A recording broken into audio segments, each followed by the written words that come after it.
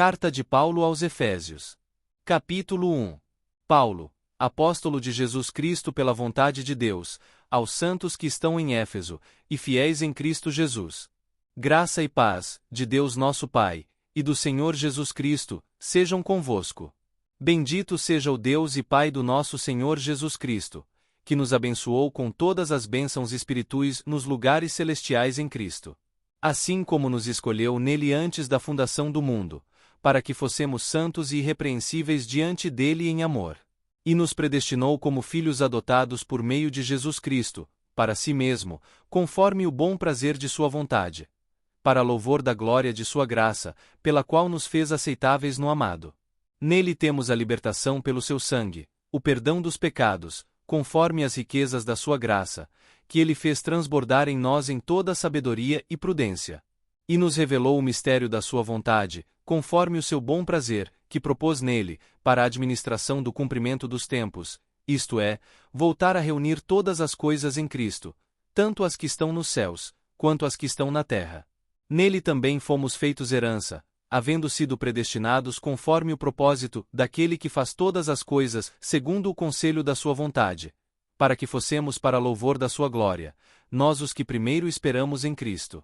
E também vós, depois que ouvistes a palavra da verdade, o evangelho da vossa salvação, e nele crestes, nele fostes selados com o Espírito Santo da promessa, que é a garantia da nossa herança, até a libertação da propriedade de Deus, para louvor da sua glória. Por isso eu, desde que ouvi da fé que há entre vós no Senhor Jesus, e do amor a todos os santos, não paro de agradecer a Deus por vós, lembrando-me de vós em minhas orações. Oro para que o Deus de nosso Senhor Jesus Cristo, o Pai glorioso, vos dê o espírito de sabedoria e de revelação no conhecimento dele. E que sejam iluminados os olhos do vosso entendimento, para que conheçais qual é a esperança para a qual ele chamou, quais são as riquezas da gloriosa herança dele nos santos, e qual é a superabundante grandeza do seu poder para nós, que cremos. Conforme a operação da sua poderosa força, a qual ele operou em Cristo, ressuscitando-o dos mortos, e o colocou à direita dele nos céus, acima de todo governo, autoridade, poder, domínio, e de todo nome que se nomeia, não só nesta era, mas também na futura. Ele também sujeitou todas as coisas debaixo dos seus pés, e o constituiu por cabeça sobre todas as coisas para a Igreja, que é o seu corpo, a plenitude daquele que enche tudo em todas as coisas. Capítulo 2.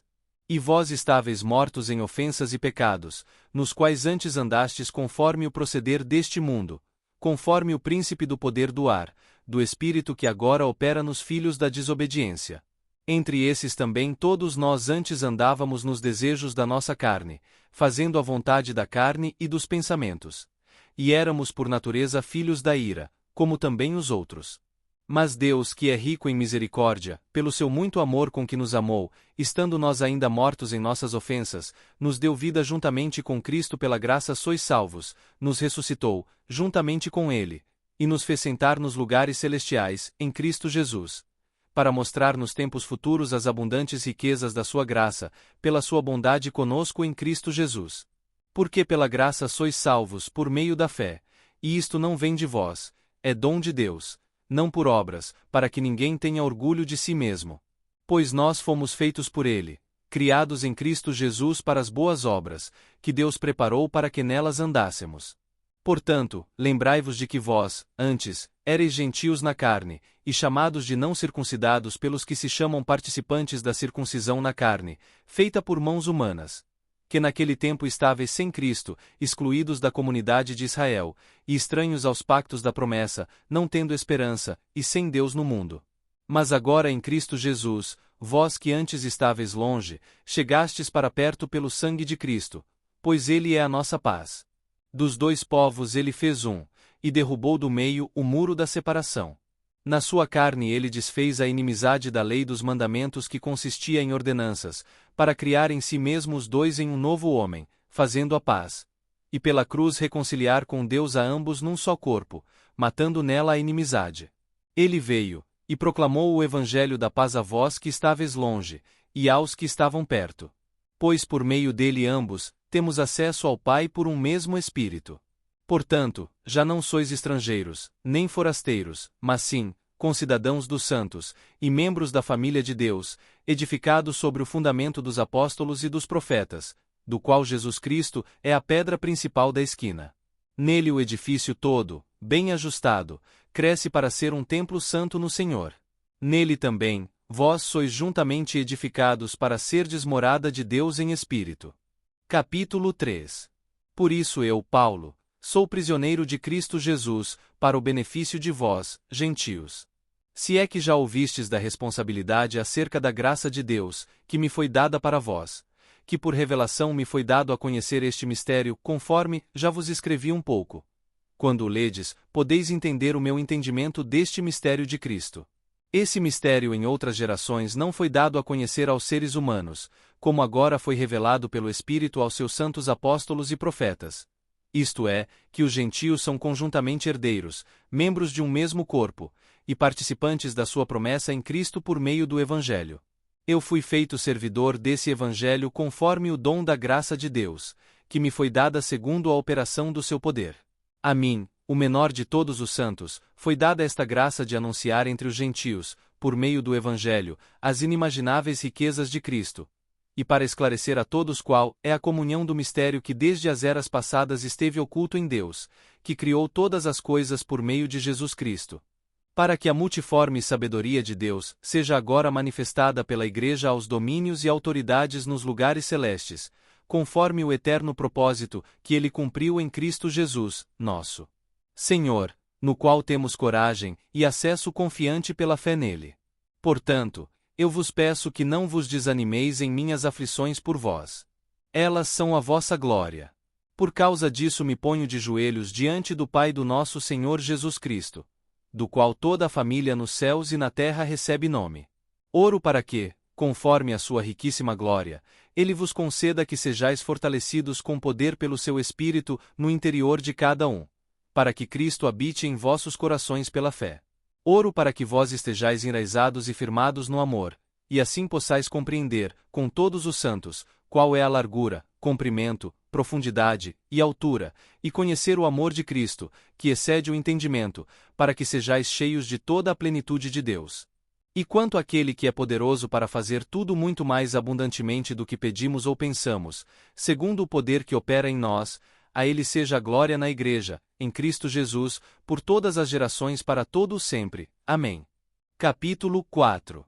Portanto, eu, o prisioneiro no Senhor, rogo-vos que andeis como é digno do chamado com que fostes chamados, com toda humildade e mansidão, com paciência, tolerando uns aos outros em amor. Procurai guardar a unidade do Espírito pelo vínculo da paz. Há um só corpo, e um só Espírito, como também fostes chamados em uma só esperança do vosso chamado. Um só Senhor, uma só fé, um só batismo, um só Deus, e Pai de todos, que é acima de todos, por meio de todos, e em todos. Mas a graça foi dada a cada um de nós, conforme a medida do dom de Cristo. Por isso diz: quando ele subiu ao alto, levou cativo o cativeiro, e deu dons às pessoas. Salmos. O que significa este ele subiu? Senão que ele também antes tinha descido às partes mais baixas da terra. Aquele que desceu é também o mesmo que subiu muito acima de todos os céus, para preencher todas as coisas. E ele mesmo deu uns como apóstolos, outros como profetas, outros como evangelistas, e outros como pastores e instrutores. Para o aperfeiçoamento dos santos, para a obra do serviço, para a edificação do corpo de Cristo. Até que todos cheguemos à unidade da fé e do conhecimento do Filho de Deus, à maturidade, à medida da estatura da plenitude de Cristo. O fim disso é que não mais sejamos crianças inconstantes, levadas de um lado para outro por todo vento de doutrina, pelo engano das pessoas, que, para enganar, usam de fraudes com astúcia. Pelo contrário, sigamos a verdade em amor, e cresçamos em tudo naquele que é a cabeça, Cristo. É dele que todo o corpo, bem ajustado e unido por todos os ligamentos, conforme a operação de cada parte na medida devida, proporciona o crescimento do corpo, para a sua própria edificação em amor. Portanto digo isso, e dou testemunho no Senhor, que não andeis mais como os outros gentios andam, na futilidade das suas mentes. Esses têm um entendimento nas trevas, e estão separados da vida de Deus pela ignorância que há neles, pela dureza do seu coração. Como se tornaram insensíveis, eles se entregaram à sensualidade, para cometerem com avidez toda a impureza. Mas não foi assim que vós aprendestes de Cristo. Se é que o ouvistes e fostes ensinados nele, como a verdade está em Jesus. Quanto ao comportamento passado, que deveis abandonar o velho ser humano, que se corrompe pelos maus desejos de engano, que deveis vos renovar no espírito da vossa mente, e que deveis vos revestir do novo ser humano, que é criado conforme Deus na verdadeira justiça e santidade. Portanto, abandonai a mentira, e falai a verdade cada um ao seu próximo, pois somos membros uns dos outros. Quando irardes, não pequeis. O sol não se ponha sobre a vossa ira, nem deis lugar ao diabo. O que furtava, não furte mais. Em vez disso, trabalhe, operando com as mãos o bem, para que tenha o que repartir com o que tiver necessidade.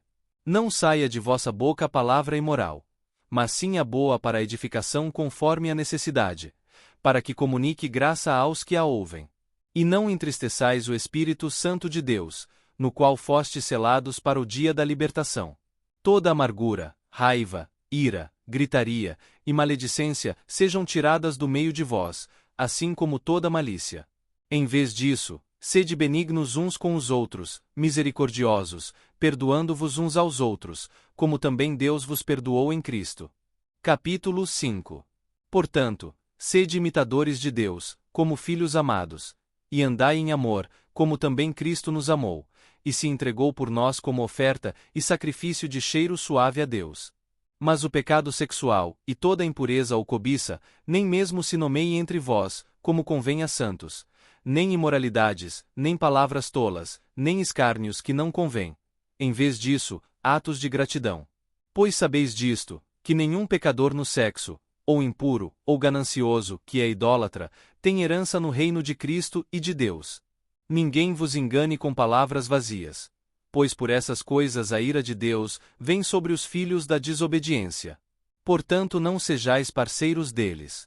Pois antes vós erais trevas, mas agora sois luz no Senhor. Andai como filhos da luz, porque o fruto do Espírito consiste em toda bondade, justiça e verdade, buscando descobrir o que agrada ao Senhor. E não participeis das obras infrutíferas das trevas, pelo contrário, reprovai-as. Pois é vergonhoso até dizer o que eles fazem em segredo. Mas todas essas coisas, quando são reprovadas, tornam-se visíveis pela luz, porque tudo o que se torna visível é luz. Por isso se diz: desperta tu, que dormes, e levanta-te dos mortos, e Cristo te iluminará. Portanto vede cuidadosamente como vos conduzis, não como tolos, mas sim como sábios. Aproveitai o tempo, porque os dias são maus. Por isso, não sejais imprudentes, mas entendei qual é a vontade do Senhor. E não fiqueis bêbados com vinho, em que há devassidão, mas enchei-vos do Espírito, falando entre vós com salmos, hinos e cânticos espirituais, cantando e louvando ao Senhor no vosso coração, agradecendo sempre por tudo a Deus, o Pai, no nome do nosso Senhor Jesus Cristo, sujeitando-vos uns aos outros no temor a Deus. Mulheres, sujeitai-vos aos vossos próprios maridos, assim como ao Senhor. Porque o marido é o cabeça da mulher, como também Cristo é o cabeça da igreja, e ele é o Salvador do corpo. Mas, assim como a igreja está sujeita a Cristo, assim também as mulheres estejam em tudo sujeitas aos seus próprios maridos.